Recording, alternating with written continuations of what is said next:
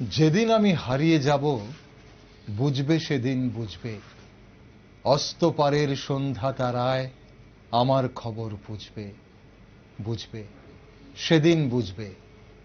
ছবি আমার বুকে বেঁধে পাগল হয়ে কেঁদে কেঁদে ফিরবে মরু কানন গিরি, সাগর আকাশ বাতাস চিরি। যেদিন আমায় খুঁজবে বুঝবে সেদিন বুঝবে। বহু খ্যাতিমান কবি লেখক সাহিত্যিকের লেখায় বাংলা সাহিত্য সমৃদ্ধ হয়েছে, তবে সবার মাঝে এক ব্যতিক্রমী কবি ছিলেন কাজী নজরুল ইসলাম। বাংলা সাহিত্যে ওনার অবদান বাঙালি কোনোদিনও ভুলবে না।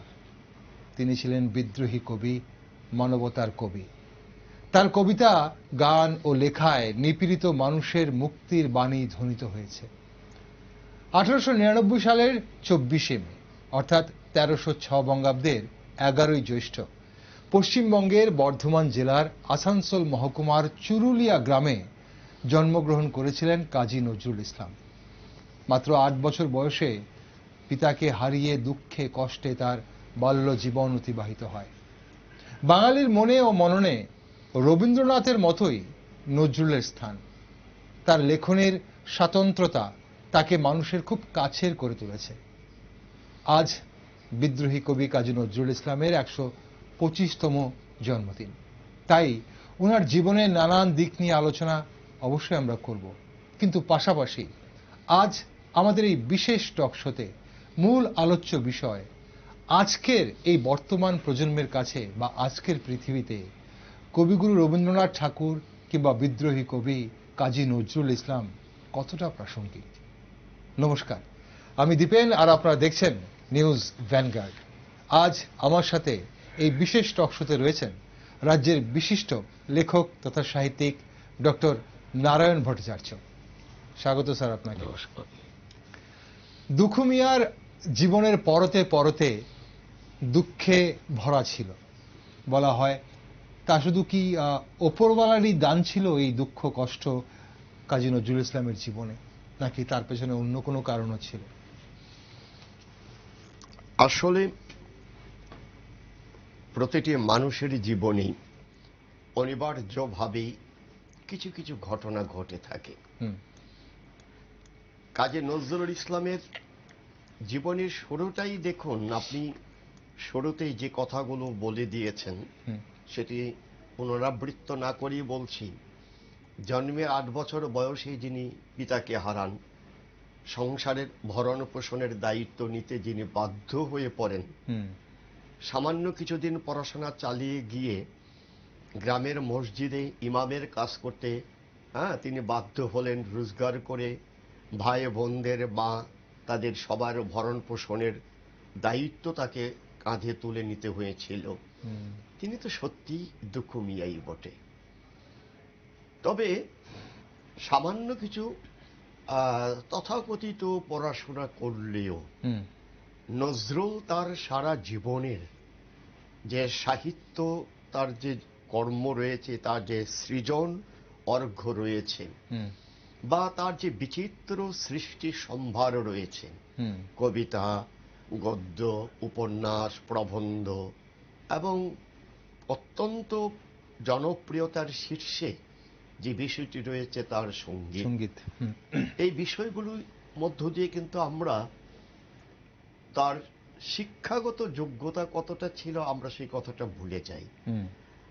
আমাদের কাছে মনে হয় যেন নজরুল একজন তপস্বী, একজন মনীষী, একজন জ্ঞান তাপসী হিসেবেই যেন মানুষের জীবনকে দেখেছেন, পৃথিবীকে দেখেছেন। আজকে তার 125তম যে জন্মবর্ষ, সেই জন্মবর্ষে আমরা সবাই তাকে বিনম্র শ্রদ্ধা এবং প্রণতি নিবেদন করছি। তো কবির বয়স আসলে 125, সেটা তো একটা অঙ্কের হিসেব। সেখানে আমি মনে করি যে 125 তার মানে খুব কম নয়, 125 মানে যেন অনেক অনেক বেশি। কারণ আরো কত 125 আসবে, আরো কত দিন আসবে, কত শতাব্দী আসবে, নজরুল থেকে যাবেন।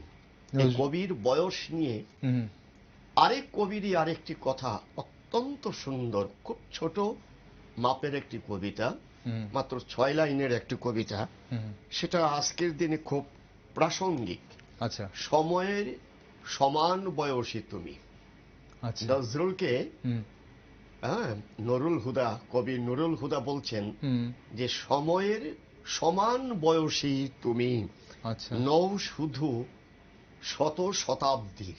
হুম, যে শুধুমাত্র তুমি যে শত শতাব্দী বেঁচে থাকবে তা নয়, যতদিন অনন্ত সময় থাকবে। অনন্ত শত শতাব্দী কাল হুম, তুমি বেঁচে থাকবে। হুম, তোমার অধিক উঁচু শৃঙ্গ নাই কোথাও ধরণীর উপরে।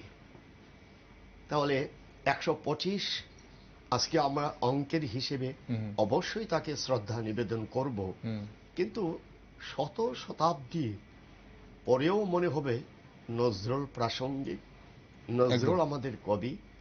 নজরুল শুধুমাত্র বিদ্রোহের গান শোনাননি, হুম, তিনি মানুষের কথা বলেছেন। এবং সমকালের প্রেক্ষিতে দাঁড়িয়ে হুম, নজরুল সেই সময় আমাদেরকে শক্তি জুগিয়েছিলেন, সাহস জুগিয়েছিলেন, আত্মপ্রত্যয়কে একটা উঁচু জায়গায় প্রতিষ্ঠিত করে দিয়েছিলেন। তাই নজরুল আমাদের কাছে নজরুলের মতোই আছেন। আমরা এবং হ্যাঁ, আমরা অবশ্যই আসব নজরুলের জীবনের, কাজী নজরুল ইসলামের জীবনের নানান দিকগুলো আপনার কাছে আজ একটু জানার চেষ্টা করব, কিন্তু পাশাপাশি যে কথাগুলো আমরা বেশি জানতে চাইবো আজ আমাদের আজকের এই অনুষ্ঠানের যে মূল যে বিষয়টা, সেটা হচ্ছে যে ওই যে বলছিলাম যে আজকের তারিখে বা এই বর্তমান পৃথিবীতে রবি নজরুল কতটা প্রাসঙ্গিক।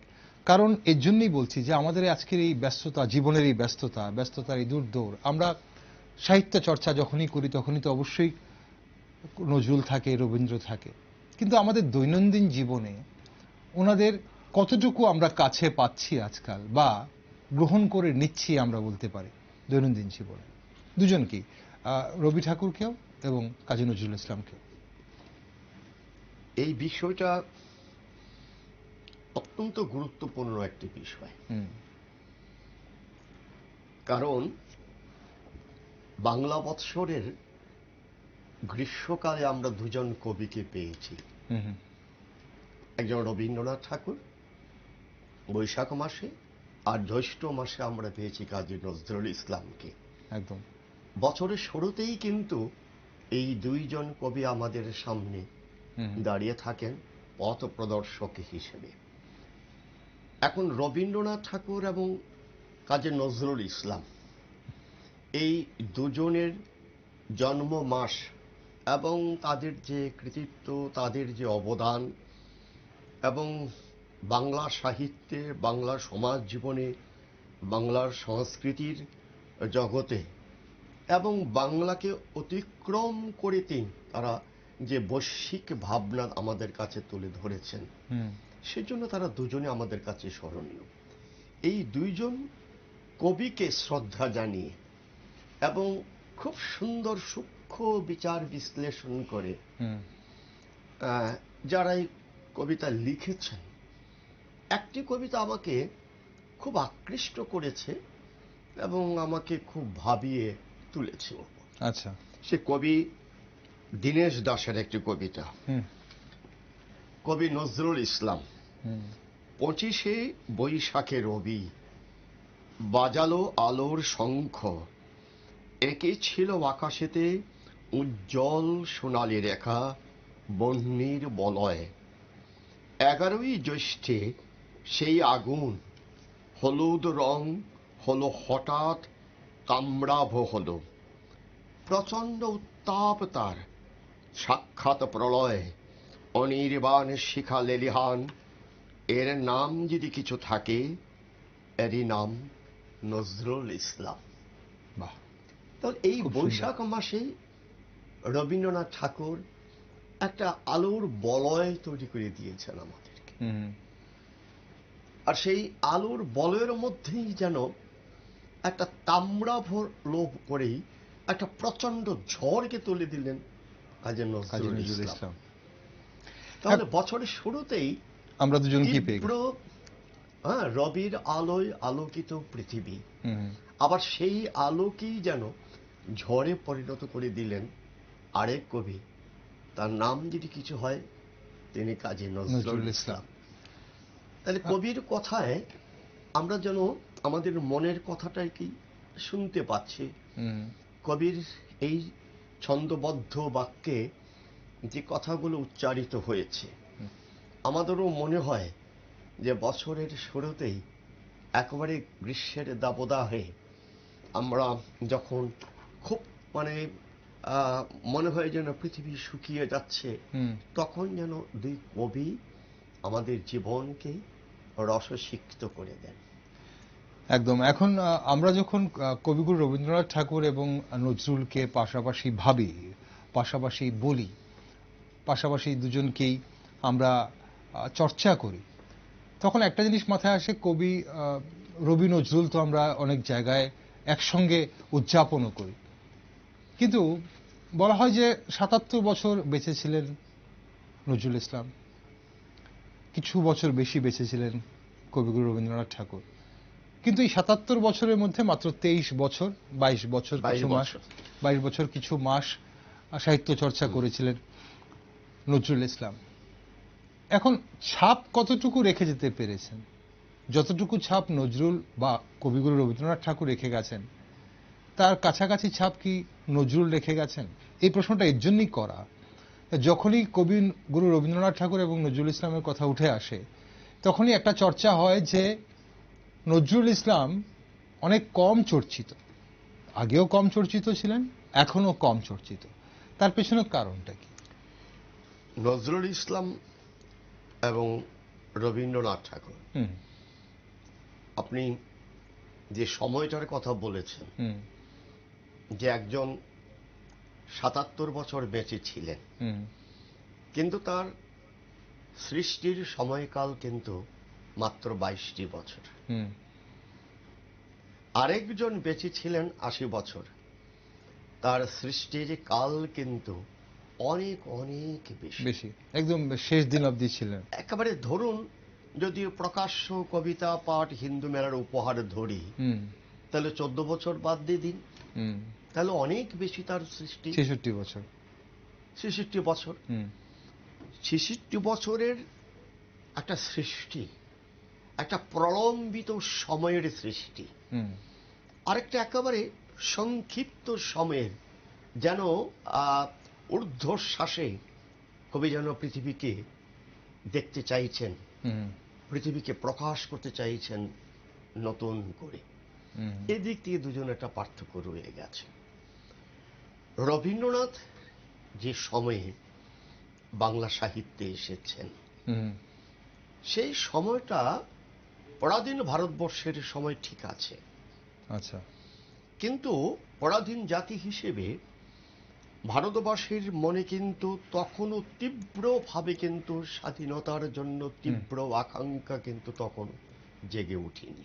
হুম, বরং ভারতবর্ষের সমাজ জীবনে, সাহিত্য জীবনে একটা নতুন ভাবনার উন্মেষ হচ্ছে, যাকে আমরা রেনেসাঁ বা নবজাগরণ বলছি, হুম, হুম, যার সূত্রপাত যদি সামাজিক এবং সাহিত্যের দিক থেকে দেখি, রামমোহন রায় যেটা করে গিয়েছিলেন, ঈশ্বরচন্দ্র বিদ্যাসাগর বিদ্যাসাগর তার করেছিলেন। আরো বেশি ব্যক্তি দিলেন। হুম, হুম, সাহিত্যে সেটাকে বঙ্কিমচন্দ্র চট্টোপাধ্যায় একটা নতুন, যেন একটা নতুন জগৎ তৈরি করে দিলেন হুম, বাংলা সাহিত্যে, হুম, অবশ্যই কথা সাহিত্য এবং প্রবন্ধ সাহিত্যের ধারায়। হুম, এই যে রস সাহিত্য এবং মননের যে একটা নতুন স্বচ্ছ সলিলের ধারা, একটা মানে স্রোতস্বিনীর মতন যেন বইতে শুরু করলো হুম, বঙ্কিমচন্দ্রের হাত দিয়ে। আচ্ছা, ঠিক সেই সময় কিন্তু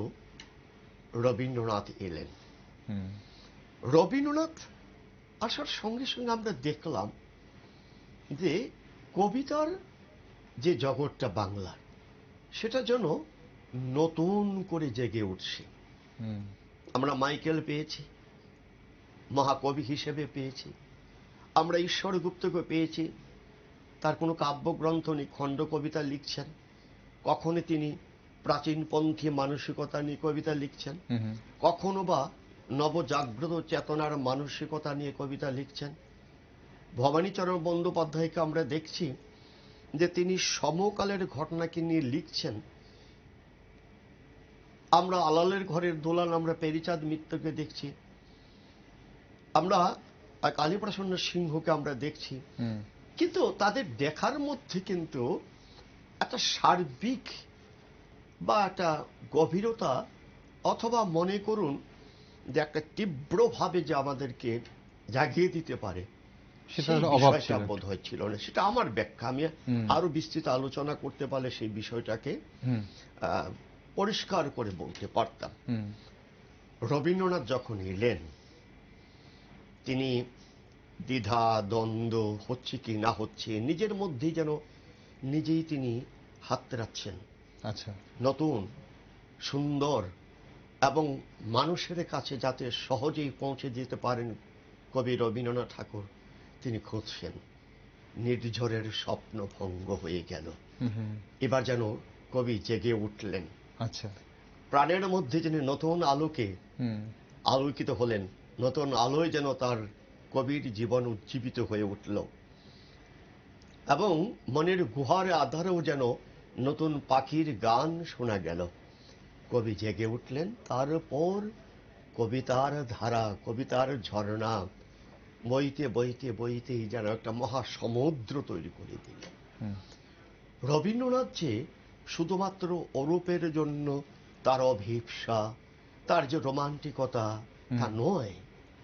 তিনি নিজেই বলছেন যে আমি আমার কবিতা জানি বিচিত্র গেল বিচিত্র পথে, হয়নি সর্বত্র গানি। আচ্ছা, ঠিক আছে, বিচিত্র পথে গিয়েছে রবীন্দ্রনাথ বলছেন, তবু শেষ কথাটা কিন্তু তিনি বলেননি যে আমি শেষ কথা বলেছি। তার আরো কিছু বাকি আছে, সেই বাকিটা হলেন কাজী নজরুল ইসলাম। আচ্ছা, কারণ নজরুল ইসলাম যখন বাংলা সাহিত্যে এসছেন, তার বয়স তখন ঠিক 21 বছর। কারণ বেঙ্গল রেজিমেন্ট ভেঙে গেছে, প্রথম বিশ্বযুদ্ধ শেষ, ফিরে এসেছেন কলকাতায় 1920 খ্রিস্টাব্দের মার্চ মাসে। ততদিনে রবীন্দ্রনাথ কিন্তু বিশ্বকবি হয়ে গেছেন। রবীন্দ্রনাথ কিন্তু এখানে আমি আপনাকে একটু থামাবো। আপনি বলেন 21 বছর বয়সে নজরুল এসেছেন, কিন্তু এই যে বেঙ্গল রেজিমেন্ট ভেঙে যাওয়ার পর উনি কলকাতায় ফিরে এসেছেন বা বলছেন, বা ওখানে বেঙ্গল রেজিমেন্ট ছেড়েও নিয়ে এসেছিলেন। এখন বলা হতো, আমরা তো শুনতাম যে সেখানে লাহোর থাকা, করাচিতে থাকা অবস্থায় উনি লিখতেন। শুধু লিখছেন না, পড়ছেন। তিনি ফার্সি ভাষায় শিখছেন, তিনি আমাদের পৌরাণিক সাহিত্যগুলো তিনি পড়ছেন, পুরাণ পড়ছেন। আচ্ছা, মানে বিভিন্ন ভাষাভাষী বিভিন্ন অঞ্চলের লোক কাছ থেকে তিনি জানছেন। 1917 খ্রিস্টাব্দে রুশ বিপ্লব হয়েছে, তার খবরও তিনি রাখছেন। এর দ্বারা সারা বিশ্বে কি পরিবর্তন হতে চলছে, সেই বিষয়েও তিনি কিন্তু খবরাখবর রাখছেন। নজরুল কিন্তু কবি নজরুল হিসেবে, লেখক নজরুল হিসেবে, মননের নজরুল হিসেবে কিন্তু নিজেকে তিনি প্রস্তুত করে নিচ্ছেন। এবং সেনাবাহিনীর ছাউনি থেকে তিনি কিন্তু মুসলমান, মানে বঙ্গীয় মুসলমান সাহিত্য পত্রিকার জন্য তিনি লেখা পাঠিয়েছেন তিনি। আচ্ছা, তাহলে 21 বছর বয়সী কোন আত্মপ্রকাশ আগে, কিন্তু তার জানানটা কিন্তু আমরা ধরি সেই বেঙ্গল রেজিমেন্ট থেকে আসার পরে, কিন্তু মানে সুতীব্রভাবে, মূলত বলা যেতে পারে বিদ্রোহী কবিতা রচনার মধ্য দিয়ে, এবং ধূমকেতু পত্রিকা সম্পাদনা এবং প্রকাশনার মধ্য দিয়ে কিন্তু নজরুল ইসলাম একটা সর্বব্যাপী এবং একটা সর্বাত্মক জনপ্রিয়তা লাভ করলেন। এবং আমার মনে হয় বাংলা সাহিত্যে এই বিষয়টা, যে কথাটা বলছিলাম, যে নজরুল যখন এলেন, স্বাধীনতা আন্দোলন তীব্র আকার ধারণ করেছে, বাংলা সাহিত্যের একটা শক্ত ভিত তৈরি হয়ে গেছে অবশ্যই রবীন্দ্রনাথকে কেন্দ্র করে। আবার ঠিক সেই সময় মোহিতলাল মজুমদার, বুদ্ধদেব বসু, অচিন্ত্য কুমার সেনগুপ্ত, প্রেমেন্দ্র মিত্র, তারা কিন্তু ধীরে ধীরে বাংলা সাহিত্যে এসে আবার একটা নতুন কিছুর চিন্তা ভাবনা তারা করছেন, হুম। নতুন পথে তারা হাঁটতে চাইছেন। তারা রবীন্দ্রনাথকে ভালোবাসেন, রবীন্দ্রনাথকে তারা কিন্তু অস্বীকার করছেন না, কিন্তু রবীন্দ্রনাথের পথকে হুম। তার একমাত্র পথ বলে মেনে নিচ্ছেন না। তারা একটা নতুন পথ তৈরি করতে চাইছেন, আচ্ছা। রবীন্দ্রনাথকে অবলম্বন করে রবীন্দ্রনাথের ভিন্ন পথ তারা কিন্তু সৃষ্টি করতে চাইছেন। হুম। সেই সময় নজরুল এলেন, তাহলে কি তাদের দলের? তখন আচ্ছা। তো কল্লোল পত্রিকা হুম। একটা সাড়া ফেলে দিয়েছে, বাংলা সাহিত্যে একটা কল্লোলের জোয়ার বইয়ে দিয়েছে। হুম। কল্লোল পত্রিকাতে কাজী নজরুল ইসলামের কবিতাও প্রকাশিত হয়েছে। আচ্ছা। এই নিয়ে সমালোচকরা বলছেন যে তবু কিন্তু নজরুল কল্লোলপন্থী কবি নন। আচ্ছা। এইখানেই দেখুন তার স্বাতন্ত্র্যটা। রবীন্দ্রনাথ আচ্ছা। কিন্তু হুম। কোনো পন্থী নয়, রবীন্দ্রনাথ রবীন্দ্রনাথই। কবিতার কথা বলছিলাম হুম। যে তৈরি হয়ে গেল, হুম। ছোট গল্প নেই, ছোট গল্প পথ তৈরি করে দিয়েছেন। হুম। বঙ্কিমচন্দ্র যে রোমান্স, ঐতিহাসিক উপন্যাস তৈরি করলেন, রবীন্দ্রনাথ দেখিয়ে দিয়েছেন যে সামাজিক উপন্যাস অথবা সেই ইতিহাসের বিষয়কে কেন্দ্র করে হুম। একটা দর্শন তৈরি করে দেওয়া। এত রক্ত কেন? হুম। রাজর্ষি এই উপন্যাসের কথাটি কিন্তু উপন্যাসের বিষয়কে ছাপিয়ে হুম। মানুষের জীবনে একটা জীবন দর্শনকে যেন সৃষ্টি করে দেয়, মানুষের মনে যেন একটা আকাঙ্ক্ষা, জানার আকাঙ্ক্ষা, আচ্ছা। একটা একটা যৌক্তিকতা বোধ।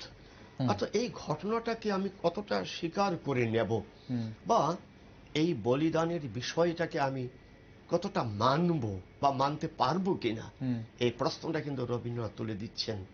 তাতান আর এই যে ভাই বোনের ছোট্ট একটি কথা, এই যে রবীন্দ্রনাথ নতুন করে ভাবনা তৈরি করে তৈরি করে দিচ্ছেন। দিচ্ছেন এবং রবীন্দ্রনাথের যে আপনি বলছিলেন যে রবীন্দ্রনাথ নিজের ধারাটা তৈরি করছেন, একটা ধারা একটা নয়, বাংলা সাহিত্যের নতুন একটা খাত, আচ্ছা। একটা বিশাল খাত তৈরি করে দিচ্ছেন। হুম। আপনি ধরুন ঘরে বাইরে উপন্যাসে হুম।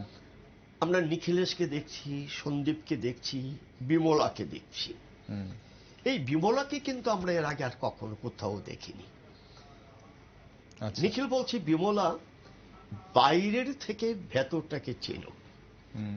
ঘর থেকে বাইরে নয়, বাইরে থেকে ঘরটাকে চেনো। হুম।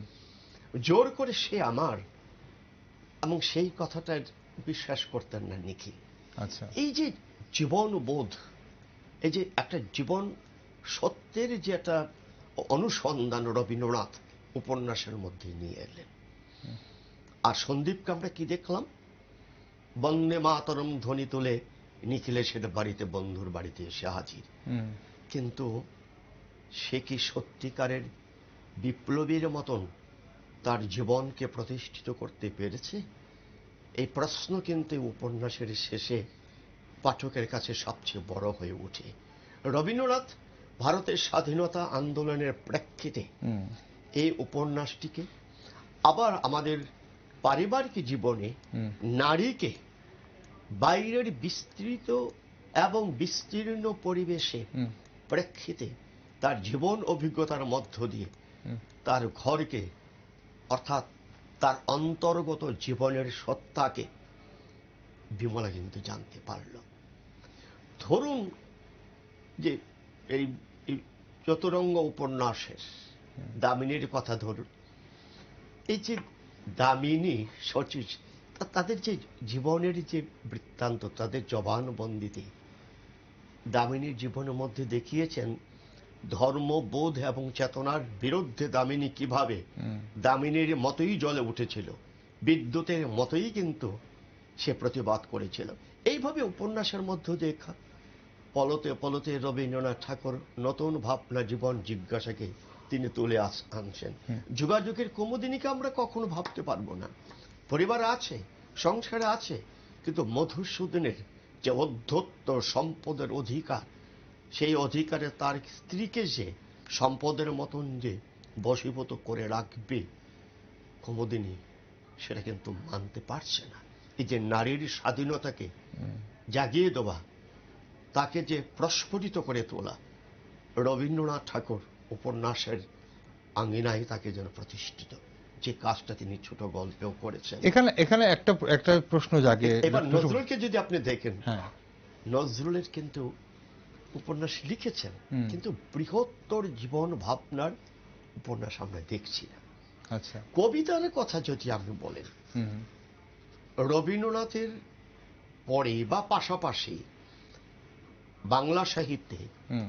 এবং বাঙালির কাছে যদি জনপ্রিয় কবি হয়ে থাকেন, তিনি হলেন কাজী নজরুল ইসলাম। নজরুল ইসলাম। হুম। কেন? কারণ হলো সমকালের স্বাধীনতার যে একটা উত্তাল হাওয়া বইছে, হুম। সাম্রাজ্যবাদী ইংরেজ শাসকের যে শোষণ এবং শাসন চলছে, হুম। তার বিরুদ্ধে দাঁড়িয়ে নজরুল যেন প্রলয়ের গান করছেন। আচ্ছা। একটা সাংঘাতিক, একটা ভয়ঙ্কর, একটা মারাত্মক ঝঞ্ঝার বার্তা তিনি কবিতার মধ্য দিয়ে নিয়ে আসছেন। হুম। বিদ্রোহী কবিতা শুধুমাত্র একটি কবিতা নয়, হুম। বিদ্রোহী যেন আমাদের দেহে মনে, আমাদের সত্তায় যেন একটা বিদ্রোহের আগুন ধরিয়ে দিয়েছে কবিতাটি। আচ্ছা। এই প্রকাশের সঙ্গে সঙ্গেই হুম। নজরুল কিন্তু বিখ্যাত হয়ে গেলেন। Okay. রবীন্দ্রনাথ কিন্তু একটি কবিতা দিয়ে বিখ্যাত হননি, হুম। নজরুল কিন্তু রাতারাতি তিনি হয়ে গেলেন। এবং বলা হয়েছে যে মুসলিম ভারতে যখন সেটি প্রকাশিত হয় এবং আমাদের বিজুলি মানে সাহিত্য পত্রিকায় নলিনীকান্ত সরকারের সম্পাদনায়, হ্যাঁ, এই বিজুলি পত্রিকায়, এবং পাশাপাশি প্রায় একই সময়ে যেন মুসলিম ভারতে প্রকাশিত হয়, যে বেশ কয়েকবার ছাপাতো হয়েছে। এবং তার জনপ্রিয়তা, এই কবিতাটির জনপ্রিয়তা হুম। এতটাই হয়েছিল যে বিজুলি মুসলিম ভারত ছাড়াও তখন ভারতী, মানসী, প্রবাসী ইত্যাদি পত্রিকা তো সেটা ছাপা হয়েছিল। হুম। তাহলে জনপ্রিয়তার তার যে একটা মানে কতটা শীর্ষে গিয়েছিল কাজী নজরুল ইসলামের একটি কবিতার মধ্য দিয়ে। কিন্তু এরপরেই তিনি চলে এলেন, হুম। তখনও কিন্তু কাব্যগ্রন্থ বেরোলো না। হুম। নজরুল কিন্তু 1922 মানে বিদ্রোহ কবিতা সালের প্রকাশ পাওয়ার পর। হ্যাঁ, তারপরেই হুম। নজরুল দেখুন 1922 সালের 11 আগস্ট ধূমকেতু সাহিত্য পত্রিকা প্রকাশিত হলো, সপ্তাহে 2 বার বেরোবে। হুম। দ্বাদশ সংখ্যায় তিনি কি করলেন, আনন্দময়ীর আগমনে গান মানে কবিতাটি লিখে ইংরেজ শাসকের নজরে পড়লেন, হুম। বাজেয়াপ্ত করা হলো ধূমকেতু পত্রিকা প্রকাশনাকে। হুম। নজরুল কি মানে কারাবাসভুক্ত হলো, 1 বছর তিনি জেলে ছিলেন। প্রথমে আলিপুর সেন্ট্রাল জেলে, তারপর হুগলি জেলে তাকে পাঠানো হয়েছিল। হুম। তাহলে নজরুলকে ইংরেজ শাসকরা পর্যন্ত ভয় পেয়েছিল।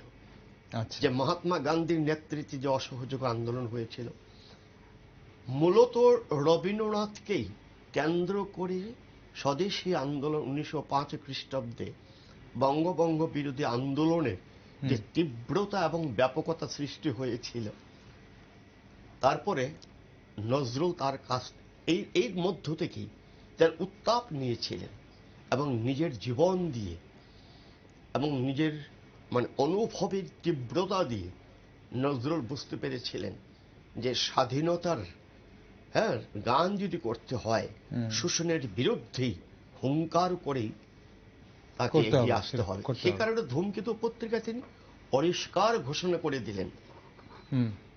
যে ধূমকেতু ভারতবর্ষের পূর্ণ স্বাধীনতা চায়। হুম। ওই আবেদন নিবেদন নয়। মহাত্মা গান্ধীকে তিনি সমর্থন করেছিলেন, চরকাকে সমর্থন করেছিলেন, হুম। কিছুদিন বাদেই তিনি দেখলেন যে না, সংগ্রাম, এই আবেদন নিবেদন নয়, তুষামোদ নয়, সংগ্রাম করেই বিপ্লবের গান করতে হবে, দেশকে স্বাধীন করতে হবে। তাহলে রবীন্দ্রনাথের আবির্ভাব, তার যে সৃষ্টির অভিমুখ, তার যে সৃষ্টির শাখা প্রশাখা অগণিত, এত বিচিত্র, সেইখানে অবগাহন করা আমাদের সারা জীবনও সম্ভব নয়। আচ্ছা। তুলনায় নজরুল কিন্তু অনেকটাই সীমিত। নজরুলকে আমরা অবগাহন করতে পারি, কতটা আমি আত্মস্থ করতে পারলাম সেটা হলো আলাদা বিষয়, সেটা অন্য বিষয়। কিন্তু অবগাহন করে হয়তো নজরুলকে আমি পরে টোরে একটা জায়গায় নিলাম। এখানে তাহলে এখন প্রশ্ন হলো জনপ্রিয়তার প্রশ্ন, যে প্রশ্নটা আপনি করেছেন। একদম হ্যাঁ, সেখানে জনপ্রিয়তা মানে তাহলে জনপ্রিয়তা নিরিখে দুজনকে পাশাপাশি রাখলে কি আমরা কি মানে ভুল করব? দুজনকে পাশাপাশি রাখা কি ভুল হবে? না, একদম নয়। হুম কারণ রবীন্দ্রনাথ, নজরুল রবীন্দ্রনাথকে তো পুরো মনে মেনে নিয়েছিলেন। হুম ধূমকেতু পত্রিকা যখন প্রকাশিত হয়, হুম রবীন্দ্রনাথের যে কবিতা, হ্যাঁ, সে আশীর্বাণী হিসেবে তিনি তো সেই পত্রিকায় প্রতিদিন, সেই পত্রিকায় রবীন্দ্রনাথের সেই কবিতাটি ছাপা থাকতো। হুম তাহলে রবীন্দ্রনাথকে তো নজরুল অস্বীকার করেননি। আবার কল্লোলের যে ফ্রয়েডীয় ভাবনা হুম বা নারী পুরুষের মানে সম্পর্কে যে পুনর্মূল্যায়ন, বা মনে করেন সাম্রাজ্যবাদীর বিরোধী মানসিকতা, সাম্যবাদ, এ সমস্ত নিয়ে নজরুল খানিকটা ভেবেছেন, কিন্তু তার পথ কিন্তু অন্য ধরনের। কি পথ? ধর্মের ভণ্ডামির বিরুদ্ধে অসাম্প্রদায়িক নজরুল চেতনা। প্রতিবাদী। হুম নজরুল মানুষকে ভালোবাসেন। হুম নজরুল নারীর যে মর্যাদা, তার যে অধিকার, হুম নারীর যে সম্মান, তার যে স্বাধিকার, হুম তা প্রতিষ্ঠার জন্য নজরুল কোনো আপোষ করতে রাজি নন। তাহলে এখানে এবং প্রশ্ন জাগে এই অসাম্প্রদায়িক চেতনার দিক জন্য- যদি আমরা ধরি, তাহলে সেখানের জন্য নজরুল আপনি বলছেন কারোর সাথে আপোষ করে না। হ্যাঁ, তাহলে এই জায়গায় দাঁড়িয়ে কবিগুরু রবীন্দ্রনাথ ঠাকুরের হুম, কি ধ্যান ধারণা ছিল অসাম্প্রদায়িক চেতনার ক্ষেত্রে? নিশ্চয়ই ছিল। নজরুল রবীন্দ্রনাথেরও নারী ভাবনা নিয়ে প্রচুর, যে কথাগুলো বললাম, ছোট গল্প তো আরো প্রচুর আছে, হুম হুম এবং কবিতার ক্ষেত্রে বেশি নয়। আপনি সেই পলাতকা কাব্যগ্রন্থেরই ধরুন, অথবা পুনশ্চের সাধারণ মেয়েই ধরুন, হুম ক্যামেলিয়াই ধরুন, অথবা নারীর মানে তিনি যে একেবারে মানে বিষয়গুলোকে নিয়ে বারবারই কিন্তু সেই কথাগুলো বলেছেন তার সৃষ্টির মধ্য দিয়ে, কবিতার মধ্য দিয়ে। হুম হ্যাঁ, তার যে চিত্রাঙ্গদা কাব্যনাট্যের কথাই বলুন, সেখানেও তিনি নারীর যে একটা মর্যাদা, তার যে শক্তি, তারও যে পুরুষের সমান হয়ে বা পুরুষের একেবারে পাশাপাশি দাঁড়িয়ে তার যে কর্মক্ষমতা আছে, কিছু সৃষ্টির তার যে ক্ষমতা আছে, হুম তারও যে সমান একটা প্রতিষ্ঠার পাওয়ার একটা জায়গা আছে, রবীন্দ্রনাথ সেটাও দেখিয়েছেন। আচ্ছা তবে নজরুলের দেখানো আর রবীন্দ্রনাথের দেখানোর মধ্যে কিন্তু একটু পার্থক্য থাকবে। কারণ আচ্ছা রবীন্দ্রনাথ যেটা দেখাতে চেয়েছেন হুম সেটা একটা শাশ্বত ভাবনার দিক থেকে অত্যন্ত ব্যাপক, আরো বেশি গভীর ভাবনা। হুম নজরুল যেটা দেখাতে চেয়েছেন, হয়তো 22 বছর না হয়ে সেটা যদি 60 বছরের বা তাহলে 55 আরো বছরের সৃষ্টির সময়কাল হতো, হয়তো নজরুল হুম মন এই নারী পুরুষের সম্পর্কের মননের দিকটা নিয়েও তিনি আলোচনা করতেন। হুম মননের দিক থেকে আলোচনা করার সময় তো নজরুল আর পাননি। হুম কারণ নজরুলকে তো সংগ্রাম করতে করতে যেন সারাটা জীবন চলে গেল, ধর্মের ভণ্ডামির বিরুদ্ধে লড়াই করতে করতেই তো তার সময়টা চলে গেল। কারণ যেখানে তিনি ভণ্ডামি, সেখানেই বলছেন যে আমি প্রতিবাদ করে দাঁড়াবো, হুম তিনি নিজেই বলছেন। আবার এই যে সাম্প্রদায়িকতা, মানসিকতা, হুম জাতের নামে বজ্জাতি সব জাত জাতিয়াত খেলছে যুবা, হুম এই যে তার মানসিকতা, অথবা বন্ধু, হ্যাঁ, নলিনাক্ষ সান্যালের মানে এই বিয়ের সময় যখন ওই বাড়িতে গেলেন, বিনা নিমন্ত্রণে তিনি গিয়েছেন, অন্যান্য বন্ধুদের নিয়ে গিয়েছিলেন হুম নজরুলকে। সেখানে গিয়ে তিনি দেখলেন যে যেন সবাই যেন বন্ধু যেন একটু কেমন ব্যতিব্যস্ত হয়ে পড়েছে, এবং হুম তিনি যেন সেই অবস্থাটা বুঝতে পারছেন না। তিনি সেখানে দাঁড়িয়ে জাতের নামে বজ্জাতি সব জাত জালিয়াতি খেলছে জোয়া কবিতাটি পড়ে যাচ্ছে। হুম এই যে নজরুলের এই যে সাহসিকতা, এই যে অভিমানী মন, তার যে একটা যত বিদ্রোহ তার মানে তত বেশি কোমলতার অধিকারী। কারণ কোমল হৃদয়ে যখন আঘাত আসে, তখনই সে সেই বিদ্রোহ করে। আঘাত কিন্তু একটা বিদ্রোহের রসানলে কিন্তু পরিণত হয়। হুম যে বিষয়টা আমরা নজরুলের ক্ষেত্রে দেখেছি, জীবনের নানা ক্ষেত্রে আমরা দেখেছি। হুম জনপ্রিয়তার প্রশ্ন যদি হয়, রবীন্দ্রনাথ যে ভাবনা, রবীন্দ্রনাথের যে জীবন বোধ, হুম রবীন্দ্রনাথের যে জীবন বেদ হুম, বা তার যে জীবন দর্শন হুম, সাহিত্যের মধ্যে প্রকাশিত হয়েছে, তা অনেক অনেক বিস্তৃত, অনেক অনেক বেশি ব্যাপক এবং অনেক বেশি গভীর। আচ্ছা, নজরুলের গভীরতা নেই বলবো না, ব্যাপকতা তো ততটা নেই।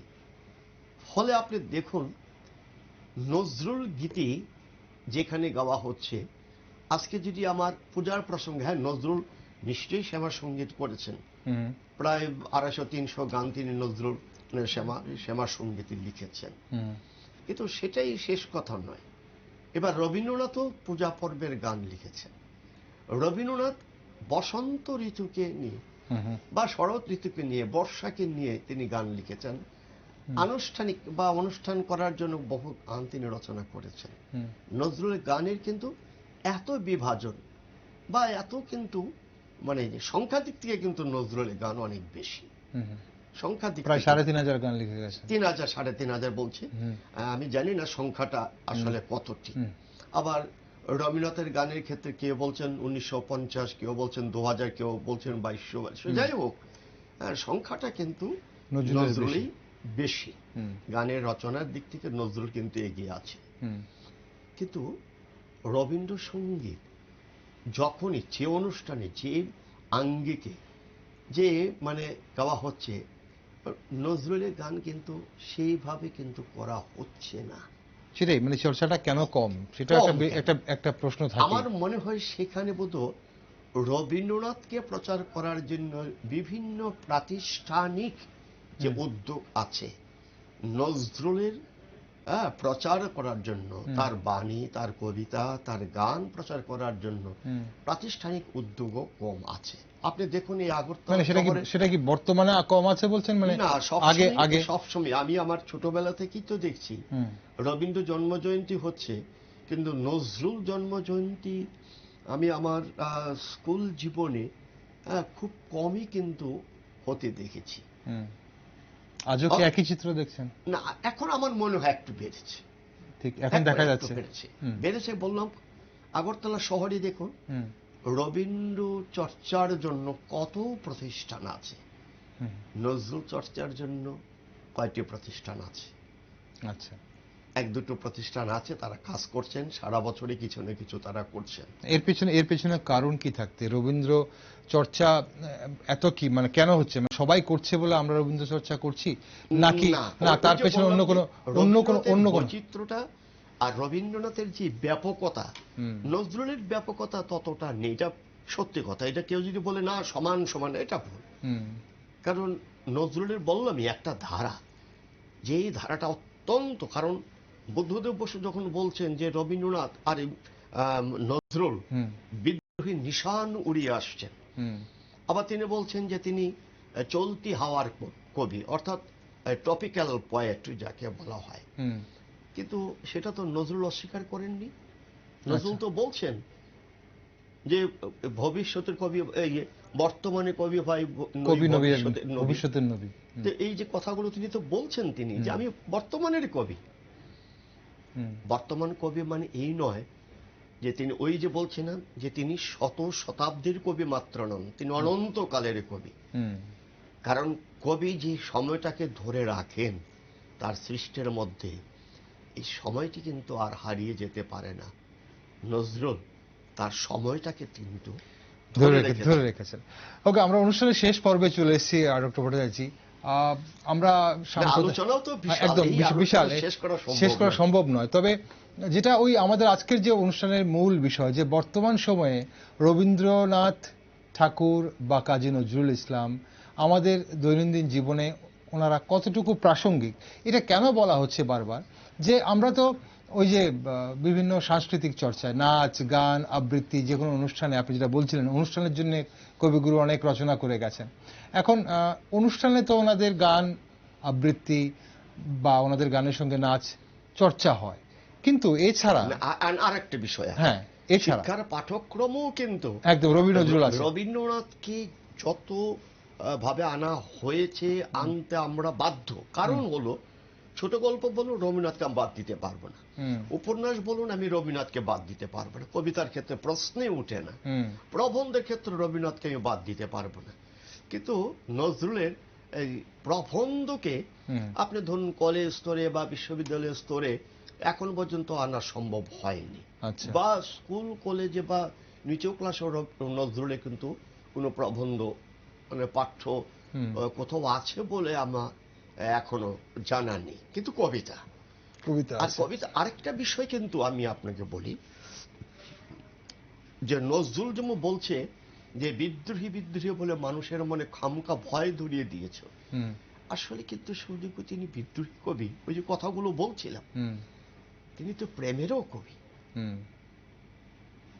যে তুমি ভালোবাসা তো তিনি চেয়েছেন, তিনি তো যেখানে অন্যায় সেখানে তিনি প্রতিবাদ করেছেন। প্রতিবাদ করেছেন। কেন? হুম আরো নতুন আরো মহৎ কিছু সৃষ্টি করার জন্য। হুম যে আমরা টুটাবো, হ্যাঁ, তিমির রাত বাধার বিন্ধ্যাচল, হুম চল চল চল কবিতায় তিনি যে বলছেন, উষার দোয়ারে হানি আঘাত, হ্যাঁ, আমরা আনিব নতুন প্রভাত। এই যে নতুন প্রভাতের গান কিন্তু নজরুল করেছে। বলে সফল হয়েছেন কি তিনি? তিনি তো দেখতেই পারেননি, কারণ প্রথম বিশ্বযুদ্ধ থেকে দ্বিতীয় বিশ্বযুদ্ধ হুম এই হলো তার সৃষ্টির কাল। তারপর এবং 33 অসহযোগ বছর। আন্দোলন থেকে তার রচনা সৃষ্টি যদি ধরা হয়, তাহলে ভারত ছাড়ো আন্দোলনের মধ্যেই তার সাহিত্য সৃষ্টি শেষ। শেষ। নানাভাবে দেখুন হুম যে একেবারে সীমায়িত, কিন্তু নজরুল জনপ্রিয়তা আছে, কিন্তু সর্বক্ষেত্রেই যে তিনি হুম হ্যাঁ গৃহীত হয়েছেন এখন পর্যন্ত সেটা আমি হলফ করে বলবো না, কিন্তু হওয়া উচিত। নজরুলকে আরো বেশি করে চর্চা করা উচিত সমাজকে জানার জন্য, হুম আমার কোথায় হুম যে কি করতে হবে সেই বিষয়টাকে জানার জন্য। কারণ অ্যালবার্ট হলে 1929 খ্রিস্টাব্দে কাজী নজরুল ইসলামকে মাত্র 30 বছর বয়সে হুম হ্যাঁ জাতির পক্ষ থেকে তাকে যে সম্বর্ধনা দেওয়া হয়েছিল, হুম যে সম্বর্ধনা সভার সভাপতি ছিলেন বিজ্ঞান আচার্য প্রফুল্লচন্দ্র রায়, হুম তিনি কি বলছেন যে কাজী নজরুল ইসলাম বাংলার কবি, হুম বাঙালির কবি, যে তিনি আমাদেরকে নতুন ভাবে বাঁচার একটা মানে পথ দেখিয়েছেন।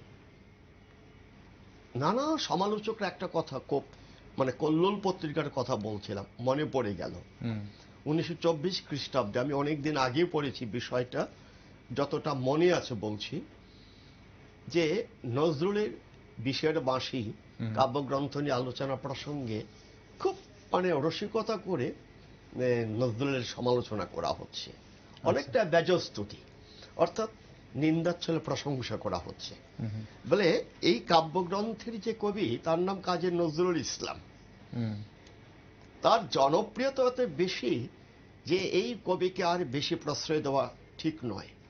আচ্ছা। তাহলে নিন্দা করা হচ্ছে, আসলে প্রশংসা করা হচ্ছে। তারপর বলা হচ্ছে যে তার বই ছাপা হলেই বিক্রি হয়ে যাচ্ছে হু হু হু করে, হুম তাকে আর বরখাস্ত করা যায় না। আচ্ছা। তার মানে বিক্রি হচ্ছে, হচ্ছে। নজরুলকে জানতে চাইছে, নজরুলকে চিনতে চাইছে সাধারণ পাঠক। হুম বলছে এই কবির এত জনপ্রিয়তা যে অন্য কোনো লেখক কবি, হ্যাঁ, সে যদি দীর্ঘকাল বেঁচে থাকে তাহলে আর কোনো অন্য কোনো কবির আর জনপ্রিয়তা পাওয়ার সুযোগ থাকবে না। আচ্ছা। এই যে কথাগুলো বলা হয়েছে, নজরুলের যে প্রশংসাগুলো, তার যে সাহিত্য কৃতির স্বীকৃতি কিন্তু কল্লোল পত্রিকার এই আলোচনায় কিন্তু উঠে এসেছে। তার নজরুলের জনপ্রিয়তা কিন্তু তার সমকালে যথেষ্ট পরিমাণে ছিল, এবং পরবর্তীকালেও দেখুন সরকারি স্তরে কিন্তু আমাদের ভারত সরকার বাংলার, অথবা এমন ধরুন আমাদের বর্তমান বাংলাদেশ, দুই রাষ্ট্রেই কিন্তু তিনি কবি। আমাদের ভারত সরকার থেকে পদ্মভূষণ উপাধি দেওয়া হয়েছে, বাংলাদেশের জাতীয় কবি। হ্যাঁ, মানে মানে পুরস্কার তেমন দেওয়া হয়েছে, হুম। সাহিত্যিক পেনশন তাকে দেওয়া হয়েছে। হুম। বাংলাদেশের সরকার তাকে 1972 সনে নিয়ে গেছেন, হুম। ভারত সরকারের অনুমতি নিয়ে তাকে তারা সমস্ত দায়িত্ব নিয়েছেন এবং শেষ পর্যন্ত তাকে জাতীয় জাতীয় কবি কবি সম্মান সম্মানিত দিয়েছে, করেছেন। 21 পদকে তাকে সম্মানিত করেছেন। হুম। তাহলে নজরুলের কিন্তু জনপ্রিয়তা এবং প্রাপ্তি কিন্তু কম নয়, কিন্তু সাধারণ পাঠকের কাছে হুম। নজরুলকে নিয়ে যেতে হবে শুধু বিদ্রোহী কবি বলে নয়, একজন সর্বতোভাবে একজন কবি, মানব প্রেমিক কবি হিসেবে যদি নেওয়া যেতে পারে, হুম। তাহলে নজরুলের জনপ্রিয়তা আরো বাড়বে। দিন দিন আরো বাড়বে অবশ্যই। অসংখ্য ধন্যবাদ ডক্টর ভট্টাচার্য, আজকে আমাদের এই দারুণ একটি আলোচনায় আপনি অংশগ্রহণ করলেন। আমরা অনেকগুলো দিক জানলাম। আমরা কবিগুরু রবীন্দ্রনাথ ঠাকুর এবং কাজী নজরুল ইসলাম, কবি কাজী নজরুল ইসলামের যে সাহিত্য রচনা, সেই রচনার নানান দিক আপনি জানালেন। এবং অবশ্যই বলতে হয় যে আজও যেমন প্রাসঙ্গিক, এনারা আজও যেমন প্রাসঙ্গিক এবং যুগ যুগ ধরে ওনারা প্রাসঙ্গিক থাকবেন। তবে আজকের আলোচনার জন্য আপনাকে অসংখ্য ধন্যবাদ সময় দেওয়ার জন্য। দর্শক বন্ধুরা, বাংলা সাহিত্য ও সংস্কৃতিতে কবিগুরু রবীন্দ্রনাথ ঠাকুর এবং কবি কাজী নজরুল ইসলামের অবদান বাঙালি যতদিন থাকবে, যতদিন সাহিত্য থাকবে, যতদিন এই পৃথিবী থাকবে, ততদিনই মনে রাখবে। এবং শুধু বাঙালি নয়, গোটা বিশ্বই মনে রাখবে। অবশ্যই। কথা একটাই বলি, হুম। যে কাজী নজরুলকে জনপ্রিয়তার শীর্ষে নিয়ে যাওয়ার জন্য আপনি নিশ্চয়ই হয়তো খবরটা জানিয়ে রেখেছেন, বহু গ্রন্থ প্রকাশিত হয়েছে হুম। তার এই 125তম জন্মবর্ষে। একটি বই আমি পেয়েছি, একটা অসাধারণ সংকলন, হুম। কাজী নজরুল ইসলামকে নিয়ে 125তম জন্মবর্ষে 125টি কবিতা, আচ্ছা। 125 জন কবির কাজী নজরুলকে স্মরণ করে তাকে নিবেদিত কবিতা। আচ্ছা। একটি কবিতা বলে, এখনকার সময়ে খুব জনপ্রিয় কবি মন্দাক্রান্তা সেন, হুম।